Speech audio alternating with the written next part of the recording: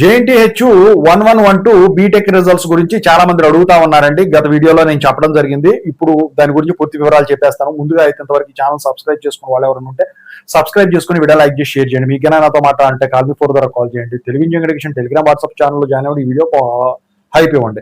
ఇక టాపిక్ లో వెళితే ఏంటంటే JNTH 1112 బీటెక్ పేపర్ వాల్యుయేషన్ అయితే కంప్లీట్ అయిపోయినట్టయితే ఒక అప్డేట్ అయితే ఉంది. ఆన్లైన్ లో ఆఫ్లైన్ లో రెండు కూడా కంప్లీట్ అవ్వడం అయితే జరిగింది. అయితే దీని తర్వాత మార్క్స్ ఎంట్రీ ప్రాసెస్ అనేది జరుగుతూ ఉంటది కాబట్టి ఇప్పుడు సెట్స్ జరుగుతూ ఉన్నాయి.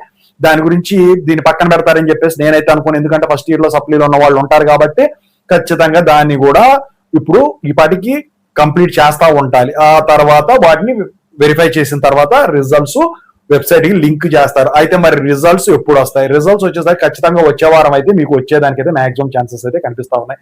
నా ఎక్స్పెక్టెడ్ డేట్ వచ్చేసరికి ఇంతకు ముందు 20 చెప్పాను. ఇప్పుడు 17th 18th కల్లా మీకు ఈ రిజల్ట్స్ అనేవి వాళ్ళు డిక్లేర్ చేసేదానికైతే మాక్సిమం ఛాన్స్ ఉన్నాయి.